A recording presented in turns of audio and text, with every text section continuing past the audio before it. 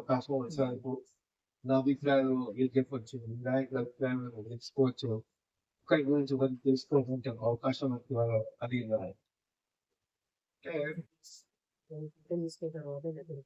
సమాన పనికి సమాన వేతనం అనేది రాజ్యాంగము మనకు నిర్దేశిస్తున్నటువంటి విషయం. భారత రాజ్యాంగం 1950లో అమల్లోకి వచ్చింది, జనవరి 26. మరి రాజ్యాంగం అమలు జరుగుతున్నదా అనేది ప్రధాన సమస్య. రాజ్యాంగం అమలు జరిగితే మన పరిస్థితి ఉండనే కదా, మన భిన్నంగా ఏం అందుకలేదు. రాజ్యాంగంలోనే చెప్తారు సమాన పనికి సమాన వేతనము అనేది రాజ్యాంగం మనకి ఇచ్చిన హక్కు. ఆర్టికల్ 14 సమానత్వ హక్కున్నారు, ఆర్టికల్ 21 జీవించే హక్కున్నారు.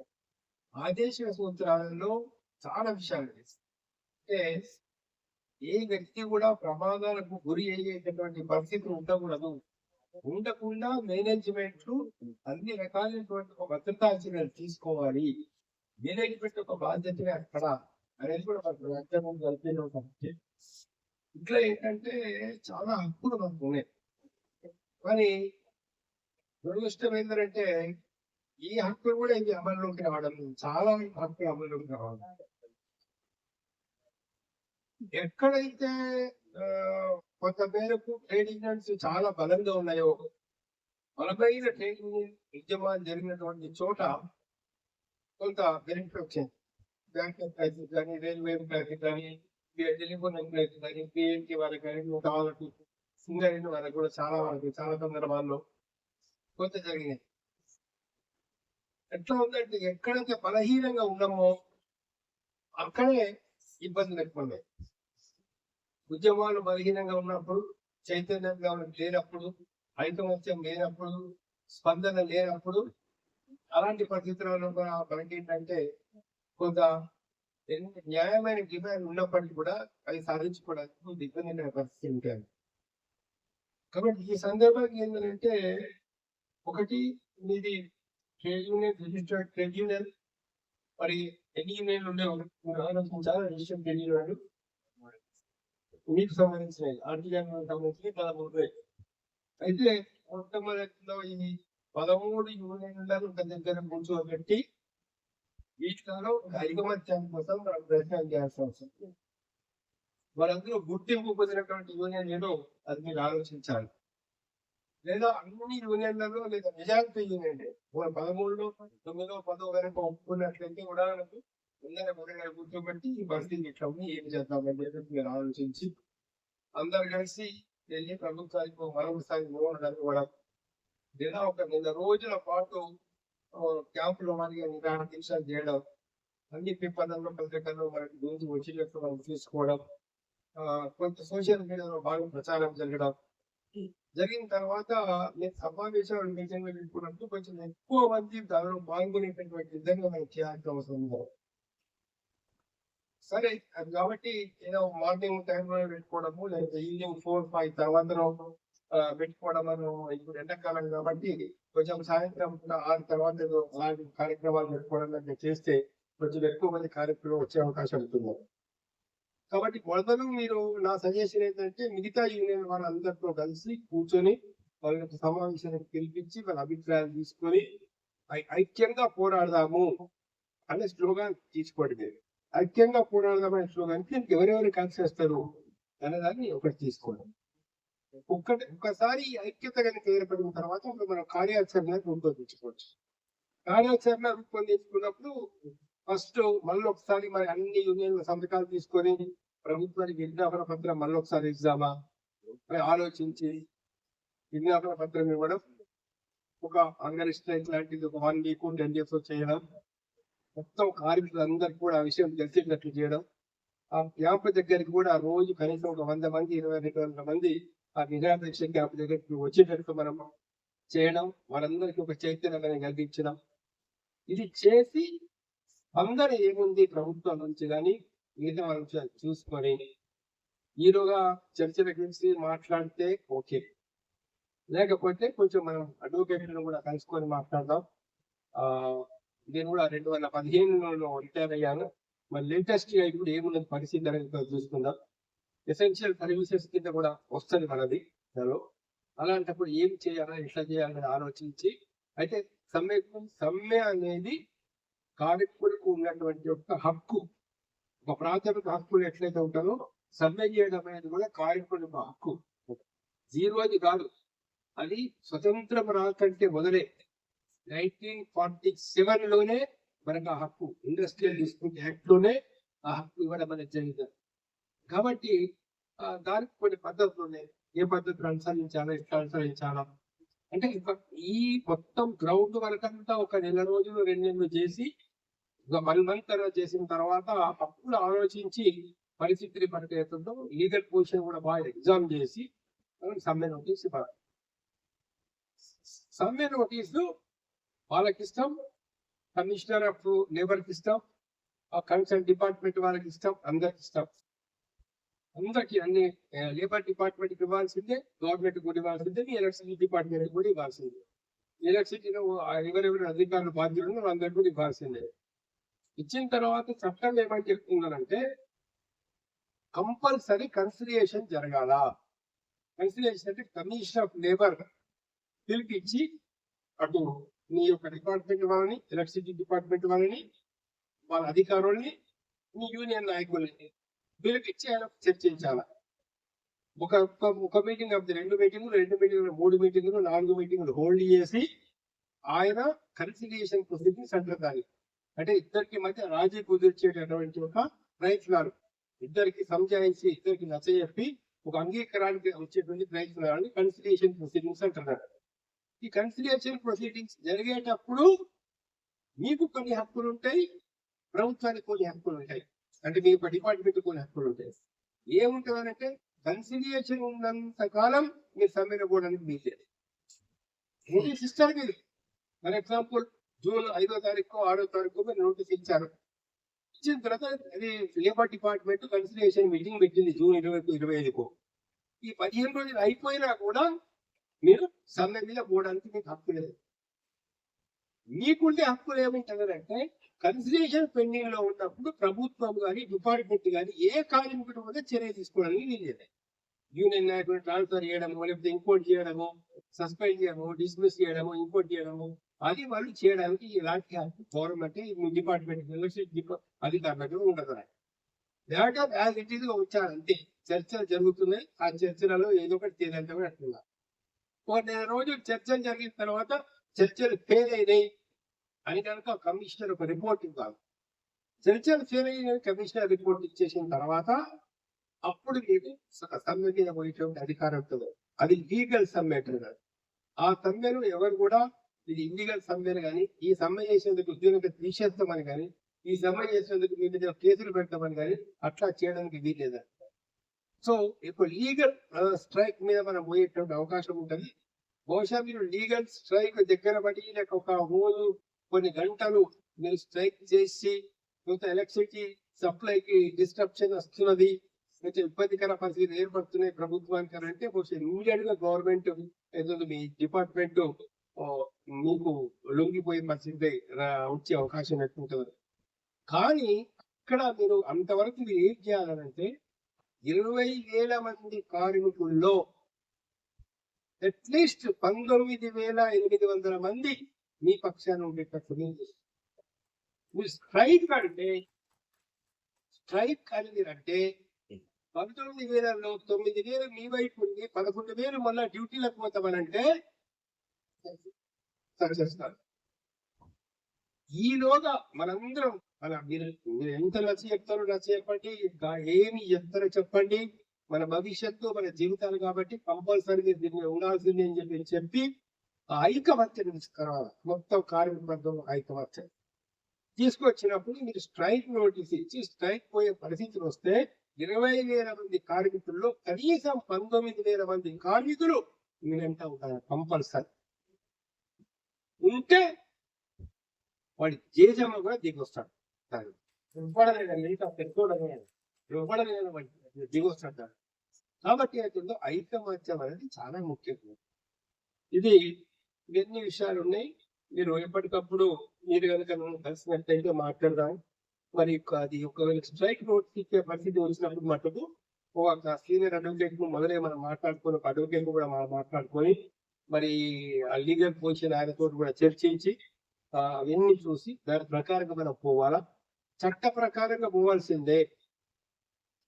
ఎక్కడ కూడా మనం అనేక కారణాల వల్ల దౌర్జన్యానికి కూరుకున్నటువంటి పరిస్థితి రాకూడదు. ఏమవుతుందనంటే ఎవరో ఒక్కళ్ళు ఒక రాయి వేసినారని, లేక ఎవరో ఒక్కళ్ళు ఎగ్జిక్యూటివ్ ఇంజనీర్ తిట్టినాడని, లేక ఎవరో ఒక్కరు ఏతుందో అక్కడ ఆఫీసులోకి వెళ్ళి గొడవ చేశారని చెప్పేసి ఉద్యమంలో పోలీసు వాళ్ళు ఇంటర్ఫీరెట్లు పోలీసు వాళ్ళ మధ్యలో వచ్చేటట్టు చేసి మొత్తం ఉద్యమాన్ని అంచవేసే ప్రయత్నం చేస్తారు. మన వాళ్ళకి ఆదేశం వచ్చిండొచ్చు, మన వాళ్ళ కోపం కూడా వచ్చిండొచ్చు, లేదా ఇంకో యూనియన్ నాయకుడిని ఎవడో ఒక ఎస్ఐ పోలీసు వాళ్ళు వచ్చేసి వాడికి తెలియకుండానే వాడి చట్టం మీద ఏం తెలియదు. మేము లీగల్ గా స్ట్రైక్ ట్రై చేస్తున్నప్పటికీ కూడా ఒక ఆదేశాలు ఉన్నాయి, మేము త్వరగా అరెస్ట్ చేస్తున్నాం, ఈశ్వరం తీసుకెళ్తున్నాం, అరెస్ట్ చేస్తున్నాం అని చెప్పేసి పట్టుకొని తీసుకెళ్ళవచ్చు. దాన్ని కూడా చట్టపరంగా న్యాయపరంగా కోర్టు ద్వారా ఇంకో ద్వారా ఎట్లా పరిష్కారం లేదు. మీరు మళ్ళా ఎస్ఐ మీద పడి కొట్టే ప్రయత్నం చేస్తారు, కావాల్సింది అది. దానివల్ల మొత్తం డిశ్చార్జ్ చేసేసి 20 మందిని సస్పెండ్ చేసేసి 10 మంది జైల్లో మరి పెట్టేస్తే అందరూ భయపడిపోతారు. అందరూ భయపడిపోగానే మళ్ళీ వాళ్ళ డ్యూటీ వాళ్ళకి కొనసాగుతుంది. వాళ్ళకు ఎలక్ట్రిసిటీ సప్లైకి ఎలాంటి ఇబ్బంది కదా అది వాళ్ళు చూసుకుంటారు. ఇవన్నీ చాలా విషయాలు ఉన్నాయి. ఎప్పటికప్పుడు మీరు మాట్లాడుతూ ఉంటే ఆ పరిస్థితిని బట్టి అప్పుడు ఏం చేయాలి, ఎట్లా చేయాలని చెప్పేసి మా అనుభవం కొద్దీ మేము కూడా మీకు సలహాలు ఇవ్వడం జరుగుతున్నాం. ఇక ఇంకొక 2-3 విషయాలు కూడా నేను వాళ్ళ మీతో మాట్లాడాలని మీ దగ్గరకు వచ్చాను. అంటే లోకంలో సమాజం మొత్తం మానవుడి యొక్క శ్రమ వల్లనే శ్రమ లేకపోతే ఏ ఉత్పత్తి జరగదు. ఇవాళ మనం అన్నం తింటున్నాం, పప్పు తింటున్నాం, కూరగాయలు తింటున్నాం, టిఫిన్ చేస్తున్నాం, చాయ్ తాగుతున్నాం, నోట్లోకి ముద్ద పోతున్నది అంటే అక్కడ పొలంలో ఎవరో పనిచేసే వాళ్ళు ఉంటేనే మన నోట్లోకి ముద్ద పోతుంది. అది మనం గుర్తు చెప్పుకోవాలి. అంతేకాదు, ఇప్పుడు ఫ్యాన్ తిరుగుతున్నది, లైట్లు వచ్చినాయి, మరి ఎలక్ట్రిసిటీ డిపార్ట్మెంట్ లో పనిచేసే కార్మికులు పనిచేస్తే కదా ఫ్యాన్ తిరుగుతున్నది, లైట్. ఇలా ఏసీ మినిస్టర్స్ కానీ పెద్ద పెద్ద వాళ్ళు కానీ పెద్ద పెద్ద హోటల్ అంటే బిల్డింగ్ల ఆశ్చర్యం వేస్తుంది మనకు. రూమ్ రెంట్ 50,000 60,000 ఒక్కొక్క లాడ్జింగ్ లో, కొన్ని లాడ్జింగ్ లో ఉంటే అసలు ఒక కార్మికుడి జీతం ఎంత వస్తుంది అంతకంటే ఎక్కువ ఒక్కొక్క రోజు రెంట్. ఒక పూట భోజనం కొన్ని చోట్ల 5,000 6,000 అంటే అసలు ఏ సమాజం పెట్టిపోతున్నది అర్థం కాని పరిస్థితి. అందుకని ఏంటంటే సమస్త సంపద సృష్టించేది కార్మికుడు. ఇవాళ అర్థం తయారైంది, ఎక్కడో ఆ ఇండస్ట్రీలో పనిచేసే కార్మికుడు తయారు, కళ్ళద్దాలు తయారవుతాయి, పేపర్ తయారవుతుంది, ఏ వస్తువు అన్నా కానీ. మన బట్టలు ఉన్నాయి, గుడ్డలు ఉన్నాయి, రైతులు పనిచేస్తారు, పత్తి పండిస్తారు. ఆ పత్తిని తీసుకెళ్లి వాళ్ళకి గింజలు మొత్తం తీసేసి దాని అంతా కూడా జిన్నింగ్ ఫ్యాక్టరీ వాళ్ళు పెట్టేసి అక్కడి నుంచి తీసుకెళ్లి బట్టలు నిలిపోతాయి. మరి బట్టల మీద దానాలు చేసేసి బట్టలు చేసేది ఎవరు? అక్కడ యాక్చువల్ పనిచేసేది ఎవరు? మొత్తం పనిచేసింది వాళ్ళు. ఇంకా అంత దూరం ఎందుకు? సపోజ్ ఒక పెద్ద బట్టల షాప్ అది, ఆ సిఎంఆర్ కావచ్చు, ఇంకోటి కావచ్చు. ఒక్క నిమిషం మీరు ఆలోచించండి. వాళ్ళ ఫోన్ లో వాళ్ళు ఆర్డర్ చేస్తారు, ఏదో పెద్ద ఫ్యాక్టరీ, లారీలలో మీరు పంపేటి బట్టలు అంటే లారీలలో సరుకు వస్తుంది. ఎవరు తీర్చుతారు? కార్మికులు తీర్చుతారు. బైక్ ఎవరు తీసుకెళ్తారు? కార్మికులు తీసుకెళ్తారు. ఇక్కడ సెట్ చేసేది ఎవరు? ఉద్యోగులు సెట్ చేస్తారు. ఈవెన్ రెడీమేడ్ బట్టలు అయినా ఏదైనా కూడా దాని మీద రేట్లు రాసే స్లిప్ల మీద పెద్ద రేట్ రాసేది కూడా కార్మికులు. ఇది ఇంత రేట్, ఇంత అంటే మరి ఎవరో మనలాంటి వారు కొనడానికి పోతారు, ఎవరు తీసిస్తారు? ఉద్యోగులే. ఎవరు క్లీన్ చేస్తారు? ఉద్యోగులే. సమస్త పని క్లీన్ చేస్తారు. క్యాష్ తీసుకెళ్లి బ్యాంక్ లో డిపాజిట్ చేసేది కానీ వాళ్ళే, ఉద్యోగులే. కానీ ఇప్పుడు ఒక్క షాప్ ఒక రోజుకు 5 లక్షల రూపాయలు వాళ్ళకి ఇన్కమ్ వచ్చింది అనుకో, ఎవరికి పోతున్నాయి? ఇంకా ఎవరికి పోతున్నాయి? వాడి భార్య ఎక్కడ ఉంటుంది, బిడ్డలు ఎక్కడ ఉంటాడు, మనమడు ఎక్కడ ఉంటాడు, మనమరాలు ఎక్కడ ఉంటాడు. ఒక్క రోజు పని చేయని వాళ్ళు కానీ 90% మీ యొక్క శ్రమ యొక్క విలువ వాళ్ళ జేబులోకి వెళ్ళిపోతుంది, వాళ్ళ ఖాతాలోకి వెళ్ళింది. ఇది మనం గుర్తించాల్సినటువంటి విషయం. ఏదన్నా కానీ ప్రతి రంగములో పేదవాళ్ళు ఎందుకు పేదవాళ్ళుగా ఉంటున్నారు, ఇంకా మనం రోజు రోజుకి ఎందుకు తెలియాలిపోతున్నాము, దీని వెనకాల కారణం ఏంటి అనేది ఒక సామాజిక అవగాహన కనుక మనం పెంపొందించుకోకపోతే, జ్ఞానం కనుక మనకు రాకపోతే, తెలివి కనుక మనకు రాకపోతే జీవితాలు ఎప్పుడు ఇట్లే ఉంటాయి. యూనియన్ అంటే ఓన్లీ జూనియర్ల కోసమే కాదు, జీతాలంటే జీతాల కోసమే కాదు, చాలా ట్రైనింగ్ అంటే చాలా విషయాలు ఈ విషయాలు ప్రతి ఒక్క కార్మికులు చెప్పకుండా చేయడం వల్ల మనకు తిరిగి రావడం. ఇప్పుడు ఫర్ ఎగ్జాంపుల్ ఇద్దరు భద్రంగా పనిచేసేవాళ్ళు కార్పెంటర్స్, ఒక సేట్ వాళ్ళిద్దరిని ఎంగేజ్ చేస్తాడు షాప్ లో. ఒక సోఫా సెట్ తయారు చేయాలి, ఒక డైనింగ్ టేబుల్ తయారు చేయాలి. మెటీరియల్ తీసుకొస్తాడు, 5,000 అయింది అనుకోండి మెటీరియల్. 2 రోజుల్లో సోఫా సెట్ తయారు చేయాలి. రోజు కూలి 1,000 రూపాయలు. ఒక రోజుకు 2,000 ఇచ్చేశాడు, 2వ రోజుకు 2,000 ఇచ్చేశాడు. కూలి 4,000, మెటీరియల్ 5,000. షాప్ నడుచుకున్నందుకు కరెంట్ ఖర్చు, ఆ ఖర్చు, ఈ మెయింటెనెన్స్ ఖర్చు ఒక 1,000 వేసుకో కావాలంటే 10,000. 10,000కు ఒక సోఫా సెట్ తయారైతే అదే సోఫా సెట్ వాడు 45,000 అని అక్కడ స్క్రీన్ పెడతాడు. పోతే నువ్వు వచ్చినావు కదా, నీకు 2,000 కన్సెషన్ ఇస్తున్నట్టు కావాలంటే 38,000 ఇస్తాడు. మంచి మాటలు చేత అయిపించి 10,000 వాడు చెల్లించి 40,000 అమ్ము. ఈ 40,000 విలువ ఎట్లా వచ్చింది? దానికి కట్ట ఎట్లా నుంచి వస్తుందా విలువ? ఉలలో ఎట్లా నుంచి వస్తుందా? రంగు ఎట్లా నుంచి వస్తుందా? మెటీరియల్ అట్లనే ఉంచితే వస్తుందా? ఆ మెటీరియల్ మీద ఇద్దరు కార్మికులు పనిచేయడం వల్ల 5,000 మెటీరియల్ 40,000 సోఫాగా తయారైంది. ఈ 5,000 మెటీరియల్ 40,000 సోఫాగా తయారు చేయడంలో ఆ యజమాని యొక్క కుటుంబ సభ్యుల పాత్ర ఏమైనా ఉంటుందా? లేదా యజమాని యొక్క సింపుల్ మేనేజ్మెంట్ పాత్ర. అయ్యా నువ్వు మేనేజ్మెంట్ చేసేందుకు 5,000 తీసుకో కావాలంటే, నీకు తెలివింది కదా, మేనేజ్ చేసినావు కదా, మేనేజ్కి 5,000 తీసుకో. మరి మిగతా డబ్బు అంతే మరిది. ఎవరి కష్టం, ఎవరి శ్రమ, దీన్ని మనం అర్థం చేసుకుంటలేదు. ఈ విషయం ఇది మనకు అర్థమైతే అవుతుందో అంటే ఒక్క రంగంలో కాదు, ఒక్క విషయం కాదు. రైతులు ఉన్నారు, పండిస్తారు వారి ధాన్యాలు. రైతులు పత్తి పండిస్తారు. మీకు విత్తనాలకు ఎంత అవుతున్నది, ఎరువులకు ఎంత అవుతున్నది, ఫెర్టిలైజర్కి ఎంత అవుతున్నది, ట్రాక్టర్కి ఎంత అవుతున్నది, మొత్తం పెట్టుబడి ఆయన పెట్టి కుటుంబం పనిచేస్తుంది.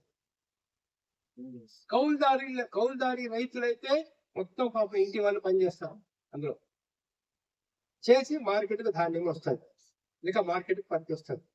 మార్కెట్కి రాగానే ఏం జరుగుతుంది? ఎవరిని రేట్ నిర్ణయం చేస్తారు? బ్రోకర్స్. పైన ఉండే ఢిల్లీ, అక్కడ బొంబాయిలో ఉండేటటువంటి ఒక కాటన్ మిల్ వ్యాపారస్తులు, పెద్ద వ్యాపారస్తులు కూర్చుని ఇంటర్నేషనల్ మార్కెట్ దృష్టిలో పెట్టుకొని, వాళ్ళకి బట్టల బిజినెస్ లో వస్తున్న లాభాలను దృష్టిలో పెట్టుకొని వాళ్ళు డిసైడ్ చేస్తారు.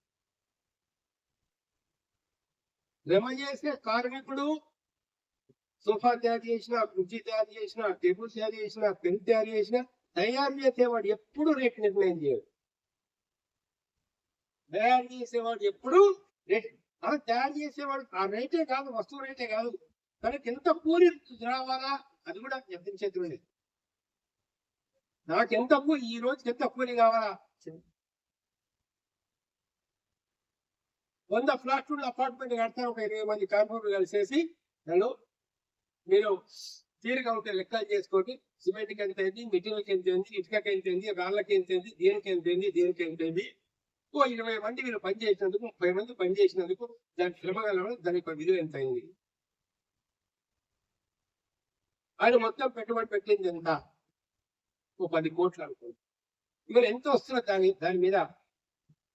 ఇది భారతదేశంలో స్వతంత్రం వచ్చిన తర్వాత కూడా జరుగుతున్న విషయం ఏంటంటే, కష్టం ఒకరిది, ఫలితం, శ్రమ ఒకరిది, ఫలితం ఒకరి, త్యాగాలు ఒకరి, భోగాలు ఒకరికి. ఇది మొత్తం జరుగుతూ వస్తుంది. కాబట్టి ఏంటంటే మొత్తం ఇలాంటి పరిస్థితులు ఇక్కడ ఇంకొక విషయం మీరు మనం గుర్తుపెట్టుకోవాలి. ఎక్కడైనా కానీ మనమేమో తయారు చేస్తున్న వస్తువు, రైతులేమో ఆహార ధాన్యాలను తయారు చేస్తారు. మళ్ళీ నువ్వు కొనడానికి పోయినావనుకో, మనం కొనాలి కదా. మనం కూడా ఎలక్ట్రిసిటీ కొనుక్కోవాల్సింది ఒక రకంగా చెప్పాలంటే, మన ఇంట్లో ఫ్యాన్ తిరగాలన్నా, మన ఇంకోటి కావాలన్నా, ఏం కావాలన్నా మనం కూడా కొనుక్కోవాల్సిందే. నువ్వు మందులు కొనుక్కోవాల్సిందే, బియ్యం కొనుక్కోవాల్సిందే, పప్పు కొనుక్కోవాల్సిందే, కూరగాయలు కొనుక్కోవాల్సిందే, బట్టలు కొనుక్కోవాల్సిందే, చెప్పులు కొనుక్కోవాల్సిందే, అన్ని కొనుక్కోవాల్సిందే. అంటే అమ్మబోతే అడవి, కొనబోతే కొరవేటువంటి మాదిరిగా తయారవుతుంది మనకు. ఏదన్నా కొను, అసలు గ్యారంటీ కూడా లేదు. ఈ నూనె కల్తీ లేదు అనే గ్యారంటీ లేదు, ఈ పాలల్లో కల్తీ లేదు అనే గ్యారంటీ లేదు, అసలు ఈ మందుల్లో కల్తీ లేదు అనే గ్యారంటీ లేదు. చాలా ఆశ్చర్యం వేస్తుంది మనకు. ఈ హార్ట్ ఆపరేషన్లలో వేసే స్టంట్ వల్ల ₹1,00,000 1,20,000 తీసుకుంటున్నారు కొన్ని డాక్టర్ హాస్పిటల్. ఆ స్టంట్ ఇవాళ విదేశాల్లో 8,000 నుంచి 12,000 దొరుకుతారు. 8,000 నుంచి 12,000 దొరికేటటువంటిది 1,00,50,000. పోనీ ఇదంతా అయిపోయింది, మరి మన కుటుంబాలు ఎట్లా, మన పిల్లల పరిస్థితి ఏంటిది, మన రాజ్యాంగం ఏం చెప్తున్నది, విద్య ఎట్లా ఇవ్వాలని చెప్తున్నది, పిల్లల గురించి ప్రభుత్వాలు ఏం చర్యలు తీసుకోవాలని చెప్తున్నది, పిల్లలకు ఎలాంటి అంటువ్యాధులు రాకుండా మొత్తం టీకాలు ఇవ్వాల్సిన బాధ్యత ప్రభుత్వానికి అని చెప్పేసి రాజ్యాంగం చెప్తున్నారు. పిల్లలకు పౌష్టికరమైన ఆహారం ఇవ్వాల్సినటువంటి ఒక బాధ్యత, అలాంటి పరిస్థితులు ప్రభుత్వం కల్పించాలని చెప్పేసి రాజ్యాంగంలో ఉంది. రాజ్యాంగంలో ఉన్న మరొక గొప్ప విషయం ఏంటంటే, ఈ దేశంలో చదువుకునే పిల్లలందరికీ కూడా విద్య హక్కు ఉంది, అది ప్రాథమిక హక్కు అని చెప్పేసి రాజ్యాంగం చెప్పింది. Education is made as a fundamental right under constitution of India. మొదలు కొత్త ప్రభుత్వం స్కూల్, మేమందరం కూడా ప్రభుత్వ స్కూల్ చదువుకున్నాం చేసినాం.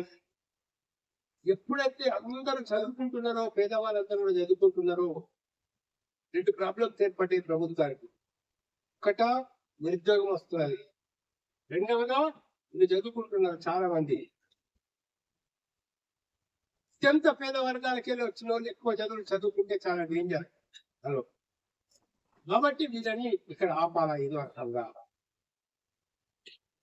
ఎలా ఆపాలా. సరే 10th ఇంటర్మీడియట్ అదంతా వేరే ఎడ్యుకేషన్ పాలసీ, అది తర్వాత చెప్తారు, అవసరం లేదు, మళ్ళీ ఎప్పుడైనా మాట్లాడినప్పుడు.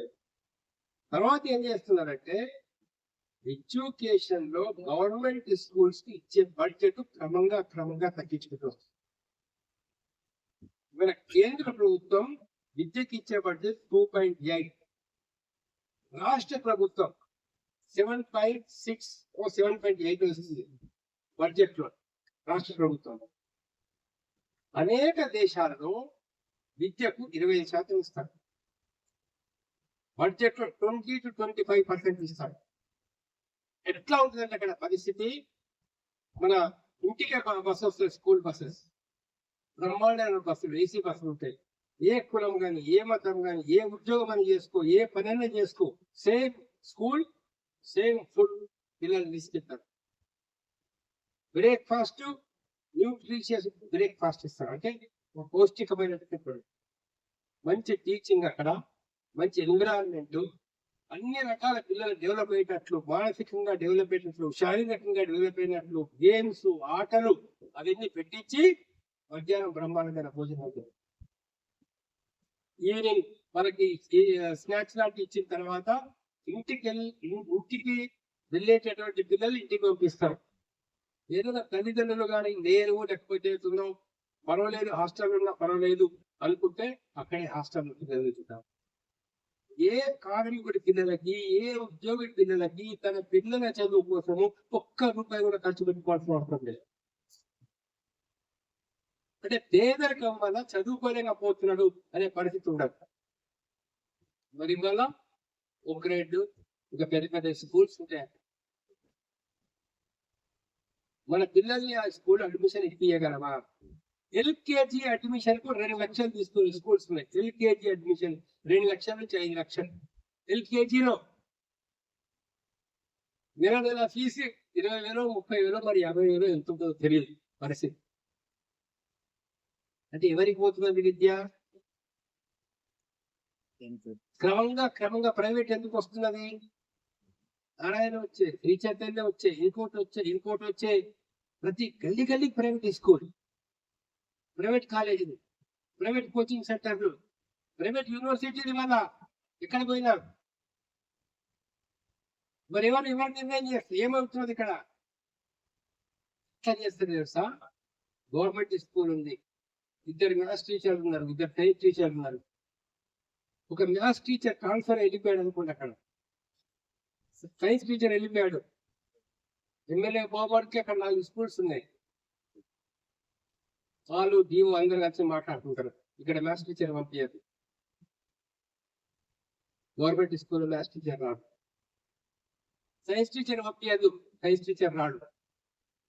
అరే బాత్రూమ్లు బాగలేదు, కూలిపోయే పరిస్థితి ఉందా? Bathroom repair చేయించాలా? బడ్జెట్ రాదు. అంటే ఇదేదో తెలియక జరుగుతున్నదని మీరు అనుకుంటున్నారు. ఏదో పాపం గవర్నమెంట్ కి తెలియదు కదా, అధికారులకు తెలియదు కదా, ఏదో జస్ట్ ఏదో వాళ్ళకి టైం లేదు, ఒక పెద్ద కుట్ర ఉంది, చాలా పెద్ద కుట్ర. అది ప్రజలకు మనకు అర్థం కావడం లేదు. అదే ఏం జరుగుతుంది ఇక్కడ? మనం అంటే పరీక్ష నడిపే వాళ్ళు, ఆటో నడిపే కార్యక్రమం ఏమవుతుందంటే, ఇలా పిల్లల్ని గవర్నమెంట్ స్కూల్ పంపలేదు, బాత్రూమ్ సరిగలేదు, మ్యాథ్స్ టీచర్ లేడు, సైన్స్ టీచర్ లేడు అని నువ్వు ప్రైవేట్ పోవాలి. ఎప్పుడు మనం ప్రైవేట్కి పంపిస్తున్నాము, వీడు 10th ఇంటర్ వరకు ఏదో ఫీజులు కట్టుకుంటే మనం చేయించగలుగుతాం. తర్వాత ఫీజులు కట్టేటువంటి శక్తి కూడా మనకు ఉండకుండా పోతుంది ఒకసారి పరిస్థితులు. దీనికి ఎంతగానో అప్పులు చేస్తాం. వాళ్ళకి బీటెక్ ఎంటెక్ ఇంకా పై కోర్సులు చదివించాలంటే అప్పులు చేయాలి. మనకి ఇంతకుముందే చాలుతలేదు, అప్పులు ఏం చేస్తాం మనం? ఇంకా ఎక్కువైతే ఇంటర్వ్యూ చదివినావు కదా, ఏదో పని చేసుకో, ఈ షాపులో చేసుకో, ఆ షాపులో చేసుకో, ఊటాలు చేసుకో, మనమే చెప్తాం. వాళ్ళు కూడా మన పిల్లలు కూడా మన తల్లిదండ్రుల కష్టాలను చూసిన తర్వాత సాగానా మేము చదవలేము, ఏదో పని చేసుకుంటాం, అక్కడ ఏదో పని చేసుకుంటాం అంటారు. అంటే ఈ వర్గాలకు చెందినటువంటి వాళ్ళు ఉన్నత చదువుల్లోకి పోవద్దు అనేటటువంటిది ఒక పెద్ద ప్లాన్ ప్రకారంగా జరుగుతున్న వ్యవహారం ఈ యొక్క ప్రైవేట్ విద్య. ఇందులో మార్పులు, సేమ్ ప్రైవేట్ వైద్యం, ఉస్మానియాలా ఒక్కొక్కసారి ఎక్స్రే తీసుకోవచ్చు, రీస్రే ఉంటాయి, స్కానింగ్ చేయించాలా, ఎండోస్కోపీ చేయించాలా, కొలోనోస్కోపీ చేయించాలా, పలానా పాటు స్కానింగ్ చేయించాలా, డాక్టర్ స్కానింగ్ రాస్తాడు. అక్కడికి పోతే మిషన్ పని చేస్తలేదంట, రేపు రాపు, ఎల్లుండి రాపు, మరుసటి రోజు రాపు. మరి అదే డాక్టర్ యశోదలకు పోతాడు, మరి అదే డాక్టర్ అపోలోకి పోతాడు. ఇక్కడ గ్లోవ్స్ కంపెనీ వాళ్ళకి లాభాలు చేకూర్చడం కోసం, యశోదకు లాభాలు రావడం కోసము, అపోలోకి లాభాలు రావడం కోసము, నారాయణ కాలేజీకి లాభాలు రావడం కోసము, చైతన్య కాలేజీకి లాభాలు రావడం కోసము, మల్లారెడ్డి లాంటి వారి కాలేజీకి లాభాలు రావడం కోసం పాలసీలు అన్ని తయారు, టోటల్ పాలసీ. సో అందుకని చాలా సబ్జెక్ట్ చాలా పెద్ద ఉంటది, ఇంకా చాలా విషయాలు ఉన్నాయి. మరి ఏమైపోతున్నది అంటే ఒక చిన్న ఎగ్జాంపుల్ చెప్పేసి నేను క్లోజ్ చేస్తాను. మళ్ళీ ఎప్పుడైనా వచ్చినప్పుడు మీతో క్లియర్గా మాట్లాడతాను. అందరూ రైతులు అప్పులు చేస్తారు, మనం కూడా ఏదో ఇల్లు కట్టుకోవడానికి అప్పులు చేస్తాం, 5 లక్షలు 10 లక్షలు 20 లక్షలు ఏదో అప్పులు చేస్తాం. నేను రిటైర్మెంట్ కాకపోతే ఇల్లు కట్టుకోవడానికి అప్పు చేస్తే 20 లక్షలకు అప్పు అప్లై చేసి 12 సంతకాలు పెట్టామా, శాలరీ సర్టిఫికేట్ ఇచ్చి అన్ని ఇచ్చి షూరిటీ పెట్టిన తర్వాత కూడా 2 నెలల దాకా శాంక్షన్ కాదు. సరే మళ్ళీ ఏదో శాంక్షన్ అయిపోయింది, రిటైర్మెంట్ తర్వాత ఏదో డబ్బులు ఇచ్చేసిన మరి వేరే విషయం. అందులో అదే 5,000 కోట్లకు అడుగుతున్నాం అనుకో, 20,000 కోట్లకు అడుగుతున్నాం అనుకో, 1,00,000 కోట్లు లోన్ తీసుకుంటున్నాడు అదాని అనుకో. ల్యాంకో ఇసుగట్ ఇచ్చిన రాజగోపాల్ ఏదుందో జగడపాటి రాజగోపాల్ 49,000 కోట్లు లోన్ తీసుకున్నాడు బ్యాంక్, 49,000 కోట్లు. ఏం డాక్యుమెంట్లు పెట్టాడు? ఇది అందరు ఎటువంటి డాక్యుమెంట్లు పెడుతున్నారు? అలా ఇంటికి పోయి లోన్ శాంక్షన్ అవుతుంది, అక్కడికి పోయి లోన్ శాంక్షన్ అవుతుంది. 20,000 కోట్లు వాళ్ళ అకౌంట్ వచ్చాయి. జరిగితే ఎట్లంటే ప్రభుత్వానికి భూమి అమ్మినట్లు, 20 ఎకరాల భూమి అమ్మినట్లు, ఒక్కొక్క ఎకరం అవుతుందో 2 కోట్లు 3 కోట్లకు అమ్మినట్లు స్టాంప్ డ్యూటీ పెడతా, రిజిస్ట్రేషన్ అయిపోతుంది. ఆ భూమి ఎక్కడుందో తెలియదు. ఆ క్యాబినెట్స్ బ్యాంకులో పెడతా, 200 కోట్లు ఆస్తి, నాకు 100 కోట్లు లోన్ ఇచ్చాయి, వాడు ఇచ్చేస్తారు. వీళ్ళు కడుతున్నారా లోను? వీళ్ళని కట్టినాడా లోను? ఎంతవరకు కట్టినారు లోను? 40 లక్షల కోట్లు. 40 లక్షల కోట్లు. బ్యాంకులో ఏంది ఎంత ఎంక్వైరీ చేసిన తర్వాత ఎన్పిఏ అంటే నాన్ పెర్ఫార్మింగ్ అసెట్. ఇది మేము వసూలు చేయలేదు. అయితే సరిగా ఇప్పుడు మమ్మల్ని ఏం చేయమని అప్పుడు ఎప్పుడో ఇచ్చారు లోన్, అయిపోయింది, ఎంతో ట్రై చేసినాం, వాళ్ళు దొరుకుతలేదు, ఆ డైరెక్టర్ మారిపోయినారట. మరి ఇప్పుడు గవర్నమెంట్ ఏం చేసిన అట్టున్నారు బ్యాంకులకు ఇబ్బంది, అలా అప్పులన్నీ మాఫీ. 14 లక్షల కోట్లు ఒకటే ఆర్డర్తో మాఫీ. 14 లక్షల కోట్లు మాఫీ. మరేందా మన డబ్బు ఉంటాయి కదా, మనం జిఎస్టీ కడతాం కదా. సిగరెట్ కూడా జిఎస్టీ, చాయ్ పత్తి కూడా జిఎస్టీ, చక్కెర కూడా జిఎస్టీ, బియ్యం కూడా జిఎస్టీ, మనందరి దగ్గర పెట్రోల్ కూడా జిఎస్టీ. మనందరి దగ్గర వసూలు చేసిన పైసలు అందరికీ లాస్ట్ ఇయర్ 14 లక్షల కోట్లు ఈ అక్టోబర్ వచ్చారు. ఎటుపోతుంది డబ్బు? ఒక ఎయిర్పోర్ట్ ఉంటుంది, ఢిల్లీ ఎయిర్పోర్ట్ లాంటిది, అహ్మద్నగర్ ఎయిర్పోర్ట్ లాంటిది, ముంబై ఎయిర్పోర్ట్ లాంటిది, షిప్ యార్డ్ ఉంటుంది. ఆ షిప్ యార్డ్ ల్యాండ్ విలువనే 1 లక్ష కోట్లు ఉంటుంది. మిషనరీ విలువ ఇంకో 1 లక్ష కోట్లు ఉంటుంది. అక్కడ 200 ఎకరాలు, 300 ఎకరాలు, 4 షిప్ యార్డ్ అంటే చిన్న ఉండదు. మన ఇది ఎయిర్పోర్ట్ మాదిరిగా స్థలం. ఏదో కారణం ఇది లాస్ వస్తుంది, సరిగ్గా నడుస్తలేదు, వాడికి ఇచ్చేసాను వేరే వాడు. లక్షల కోట్ల ప్రాపర్టీని 10,000 కోట్లకు, 20,000 కోట్లకు, 30,000 కోట్ల అదానికి, అంబానీకి, వాళ్ళకు దిగరు. ఎటుపోతున్నది దేశం అనేది మీరు ఒకసారి కనుక ఆలోచించుకున్నట్లయితే మొత్తం సమాజంలో ఒక మార్పు రావాల్సిన సాధ్యమవుతుందా? ఎట్లా సాధ్యమవుతుంది, ఎట్లా సాధ్యం కాదు అంటే మీరు అనుకోవచ్చు, ఇది ఎట్లా సాధ్యమవుతుంది, ఇవన్నీ సాధిస్తున్నటువంటి విషయాలు సాధ్యమవుతాయా అంటే ఎందుకంటే నేను మళ్ళీ ఎప్పుడు వచ్చిన వివరంగా చెప్తా. ప్రపంచంలో అనేక దేశాల్లో శ్రామికులు, ఉద్యోగస్తులు, రైతుల యొక్క ప్రభుత్వాలే ఏర్పడ్డాయి. ప్రపంచంలో చాలా చోట్ల ప్రపంచం లోపల కేవలం కార్మికుల ప్రయోజనాలు కాపాడే వాళ్ళు, రైతుల ప్రయోజనాలు కాపాడే వాళ్ళు, ప్రజల ప్రభుత్వాలే ఏర్పడ్డాయి అక్కడ. అందుకని ఎడ్యుకేషన్ ఫ్రీ ఉంటది, వైద్యం ఫ్రీ ఉంటది. అక్కడ ఈ యొక్క బ్లాక్ మనీ ఉండదు, ఒకరు దోచుకునేటటువంటి విధానం అక్కడ ఉండదు. వ్యవస్థ లోపల గొప్ప మార్పు వస్తారు. ఈ వ్యవస్థ లోపల, ఇప్పుడున్నటువంటి వ్యవస్థ లోపల వీటేమైనా నడపగలుగుతారా? ధరలేని తగ్గించే జరిగింది. ఎప్పటికీ నిరుద్యోగం పరిష్కరించలేడు. ఆకలి చావులు ఆపలేదు, రైతుల ఆత్మహత్యలు ఆపలేదు, అందరికి ఉద్యోగాలు ఇవ్వలేదు. ఒక గొప్ప పరిస్థితి వస్తాం. ఎలా వస్తుంది అనే పరిస్థితి ఇవాళ అమెరికాలో ఏర్పడే సంక్షోభం లాంటి సంక్షోభాలు ప్రపంచంలో వస్తాయి. 1-2 నిమిషాలు ముగిచ్చేస్తారు. అమెరికా మొత్తం కూడా డీజిల్ కార్లు తయారు చేసేటోళ్ళు, పెట్రోల్ కార్లు తయారు చేసేటోళ్ళు, వాళ్ళ కంపెనీ డామినేషన్ నడుస్తారు. ఎలక్షన్లతో సహా ప్రతిదీ వాళ్ళే నిర్ణయం చేసేవాడు ఒకప్పుడు. ఇవాళ కొన్ని దేశాల్లో ఎలక్ట్రికల్ కార్లు వచ్చినాయి. డీజిల్ కార్ వాడు 20 లక్షల కంటే తక్కువ అమ్మలేడు అమెరికా.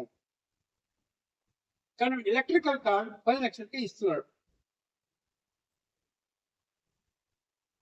అందుకని వాళ్ళ ట్రంప్ ఏం చేస్తున్నాడు, వాడి కాపాడు, వాడి దేశాల్లో ఇంకా వ్యాపారస్తుని కాపాడుకోవడానికి మీరు మీ కార్డు మా దేశంలో అమ్మడానికి వెళ్ళండి. అమ్మితే 100% ట్యాక్స్ వేస్తాం, 200% ట్యాక్స్ వేస్తాం. ఎంతకాలంలో వస్తాడు రాకుండా, చీప్ గా వచ్చే వస్తువులు రాకుండా ఏమైపోతుంది? అమెరికాలో ఉన్నటువంటి ఒక డీజిల్ కంపెనీ కార్లు, డీజిల్ కంపెనీలు, పెట్రోల్ కంపెనీలు అన్ని క్లోజ్ అయిపోతాయి. వేలాది మంది కార్మికులు రోడ్డు మీదకి వస్తారు. టోటల్ సిచ్యువేషన్ మారిపోతుంది. అక్కడ ఎవరి ఒక్కరి చేతిలో ఉండే పరిస్థితి లేదన్నట్టు, ఎవరి ఒక్కరి చేతిలో ఉండే పరిస్థితి ఉండదు. అప్పుడు మనం కంట్రోల్ చేసే పరిస్థితి ఉండదు. ఉత్పత్తి ఇక్కడ జరిగే ప్రొడక్షన్ సైంటిఫిక్ గా జరగదు. ఇది ఎంత జరగాలి ఉత్పత్తి, ఏది లాభం వస్తుంది, ఏది లాభం వస్తుంది, ఏం లాభం వస్తుంది, ఏ బ్రాండ్ లాభం వస్తే ఆ బ్రాండ్ చేస్తా ఉంటాడు. ఒక మార్కెట్ లో తన సంక్షోభాలు వస్తాయి. అదొక ఎకనామిక్స్ తర్వాత మళ్ళీ ఉన్నప్పుడు చాలా డీటెయిల్ చెప్తారు. అయితే ఒక్కటి మటుకు వాస్తవం ఏంటంటే ఒక చైతన్యం అనేది మనకి రావాలి. ఏం చైతన్యం? అధికారంలో ఉన్న వాళ్ళు ఎవరు? అధికారంలో ఉన్న వాళ్ళు ప్రజల మనుషులా? అధికారంలో కార్మికుల మనుషులా? అధికారంలో కాంట్రాక్టర్ల మనుషులా? అధికారంలో ఉన్న వాళ్ళు గవర్నమెంట్ విద్య నుంచి పేదవాళ్ళందరికీ విద్య ఇచ్చారని అనే ఉద్దేశం ఉన్న వాళ్ళ? అధికారం ఉన్నవారు నారాయణ కాలేజీ, శ్రీ చైతన్య కాలేజీ అలాంటి వాళ్ళ ప్రయోజనాలను కాపాడే వాళ్ళ? అధికారం ఉన్న వాళ్ళు పేద ప్రజలందరికీ కల్తీ లేని నూనె ఇవ్వాలనుకునే వాళ్ళ? లేదు ఏ నూనె తీసుకునే వాళ్ళకి ఏ రోగాలు వచ్చిన పర్వాలేదు అనుకునే వాళ్ళ? ఈ చైతన్యం ప్రజలకు రానంత వరకు మనల్ని పాలిస్తున్న వాడు ఎవడు? వాడు ఎవరి మనిషి? ఎవరు బాగుపడుతున్నారు ఈ సమాజంలో? ఎలాంటి వాళ్ళు బాగుపడుతున్నారు ఈ సమాజంలో? ఎంత మోసం చేస్తే అంత లాభాలు, ఎంత చీటింగ్ చేస్తే అంత డబ్బు, ఎంత లంచాది. చూడు మొన్న వాడు ఎవడో దొరికాడు ఇక్కడ, ఏది ఎడ్యుకేషన్ ప్రాజెక్ట్ లో ఏదో సింగ్ 200 కోట్లు, 200 కోట్లు. ఏమైతే కోటి రూపాయలు ఎక్కడ కట్టినవాళ్ళు? కోటి రూపాయలు ఎక్కడ కట్టినవా? 10 లక్షలు ఎక్కడ కట్టినవా? ఎప్పుడేమో కౌంట్ చేసినవా?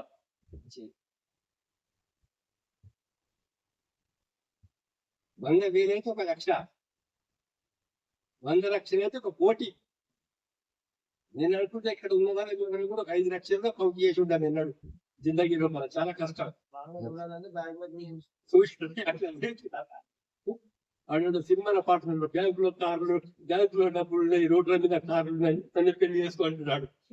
అట్లా ఉంటుంది మన పరిస్థితి. సో కాబట్టి ఏంటంటే ఇక్కడ విషయం ఏంటంటే, ఇక్కడ మనం ఈ విషయాలు తెలుసుకోలేదు. ఈ విషయాలు తెలుసుకుంటే మనం ఎవరు అధికారంలో ఉన్నటువంటి వాళ్ళు, ఎందుకు ఇట్లా జరుగుతున్నది పరిస్థితి, చాలా చాలా అంటే మనం ఏమంటా అంటే పని చేయడమే తెలుసు, మనకు కష్టం చేయడమే తెలుసు. చెమట వస్తుంది, కూర్చుకొని పోయి స్నానం చేసి బుక్కెడిది పడుకోవడమే తెలుసు. ఏమన్నంటే పిల్లలు తిట్టడం, అవసరమైతే కొడుకునే దెబ్బ కొట్టడం, ఇంకా పెద్దగా అయితే వాడి మన కొడతారు, అది వేరే విషయం. వచ్చే పెద్దగా అయితే సో ఇదే జీవితంలో గడిచిపోతున్నది. కానీ ఇది ఎట్లా ఎందుకు ఉండేది పరిస్థితి? దీనికి కారణం ఎవరు? వాళ్ళ జేబుల డబ్బులు ఎవరు కొట్టేస్తున్నాడు? ఏదన్నా కొను, పెట్రోల్ కొను, దానిలో అమ్మాయికి వెళ్ళిపోతున్నాడు. అది మనకు తెలుస్తుంది. ఏదో పక్కన చేస్తున్నాడు, వాడు చేస్తున్నాడు, వీడు చేస్తున్నాడు, సర్పంచ్ చేస్తున్నాడు, మా యూనియన్ చేస్తున్నారు, వాళ్ళు చేస్తున్నారు. ఇక్కడే ఉంటుంది మన బయట. కానీ మూల కారణం ఏంటి అనేది మీరు తెలుసుకున్నట్లయితే ఒక గొప్ప మార్పు సమాజంలో రావడానికి అవకాశం ఉంటుంది. అధ్యయనం చేయాలి, చదువుకున్న వాళ్ళందరూ కూడా సీరియస్ గా చదవాలా. భక్తులు మారాలంటే ఊరికే మారేది కాదు.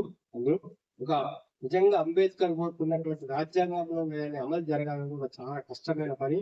అయితే మీ హక్కుల కోసం పోరాటం కోసం ప్రతి ఒక్కరిని కూడా మనం తయారు చేస్తూ, ప్రతి ఒక్కరు కూడా ఒక కార్యకర్తగా మారి కార్మికులను కలుసుకొని వాళ్ళతో మాట్లాడి వాళ్ళతో ఐక్యంగా ఉండాలని చెప్పేసి బాగా చెప్పి వాళ్ళను ఐక్యమత్యంలో తీసుకొని రండి.